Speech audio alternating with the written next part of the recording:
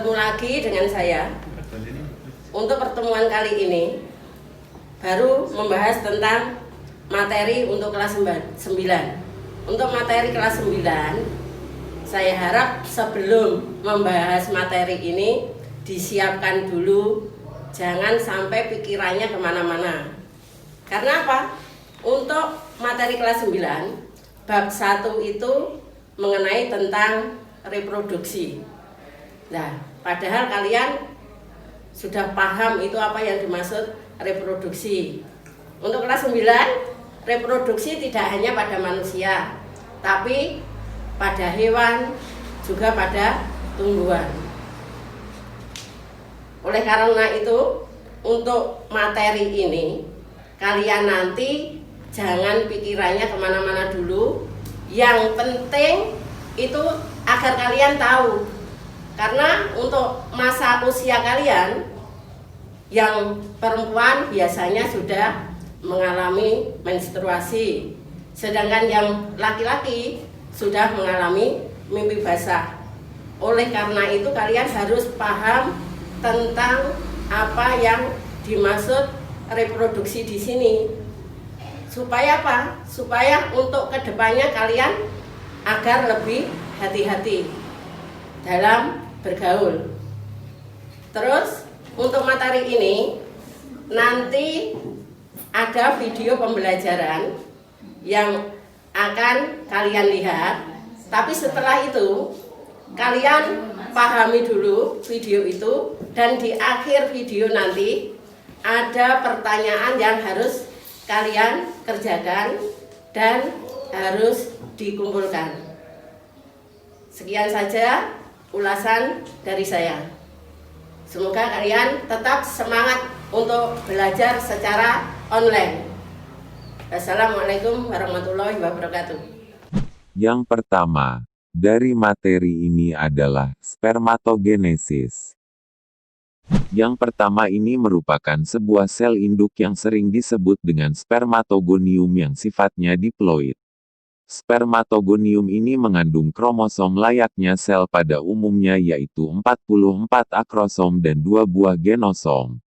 Spermatogonium akan melakukan perkembangan sel-sel atau disebut dengan pembelahan mitosis, yang menghasilkan spermatosit primer yang masih diploid dan siap untuk membelah lagi. Selanjutnya spermatosit primer akan membentuk 2 buah spermatosit sekunder yang sifatnya sudah haploid. Pembelahan ini dinamakan pembelahan meiosis 1. Selanjutnya kedua spermatosit sekunder akan melakukan pembelahan meiosis 2 dengan membentuk 4 sel anakan baru yang disebut dengan spermatid. Spermatid ini selanjutnya akan melakukan perkembangan kemudian menjadi spermatozoa.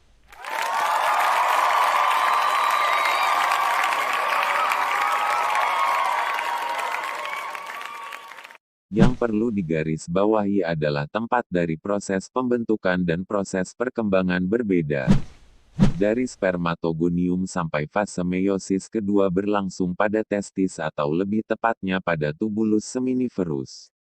Kemudian untuk perkembangan spermatid berlangsung pada epidermis.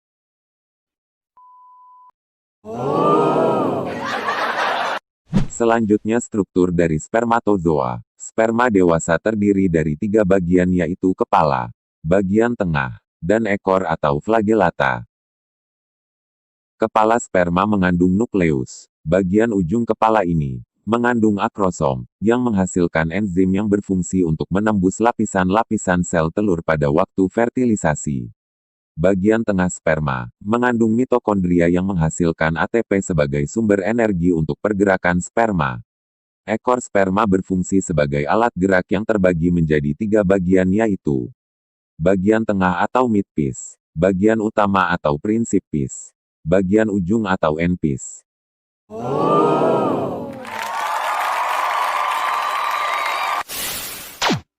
Selanjutnya yang kedua adalah pada betina atau disebut dengan oogenesis. Proses ini dimulai ketika perempuan masih dalam kandungan, yang disebut dengan primordial germ cell atau sel induk. Sel benih atau yang dikenal sebagai primordial germ cell akan membelah secara mitosis untuk menghasilkan oogonium. Kemudian, oogonium ini akan membelah dengan cara mitosis untuk membentuk oosit primer. Tetapi kemudian, oosit primer akan menghentikan proses pembelahannya di profase meiosis 1 sebelum masa pubertas. Jadi, yang dibawa oleh wanita sejak lahir bukan ovum, melainkan oosit primer, di mana oosit primer ini merupakan calon ovum yang dibawa oleh wanita sejak lahir.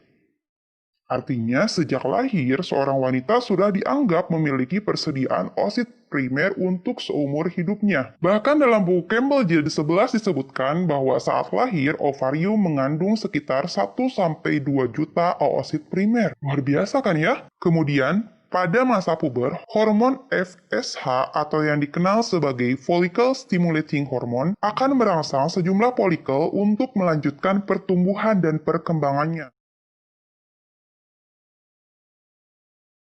Nah, folikel ini merupakan kantung-kantung kecil yang ada di ovarium. Dan biasanya hanya satu folikel yang matang setiap bulan, dan dalam 1 bulan itu hanya ada 1 folikel yang terpilih untuk melanjutkan meiosis 1 yang tadi belum selesai. Jika terpilih, artinya oosit primer akan menyelesaikan meiosis 1 dan memulai pembelahan meiosis 2. Tetapi kemudian akan berhenti kembali pada metafase 2 dan akhirnya menghasilkan 2 sel haploid yang ukurannya cukup berbeda. Sel yang lebih kecil disebut sebagai badan polar pertama. Beberapa sumber menyebutkan bahwa badan polar ini kemungkinan akan membelah lagi, kemungkinan juga tidak. Pokoknya, mau membelah ataupun tidak, yang jelas badan ini akan tetap mengalami degenerasi. Dan sel yang lebih besar yang mengandung hampir semua sitoplasma oosit primer disebut dengan oosit sekunder. Kemudian, oosit sekunder akan dilepaskan pada saat ovulasi.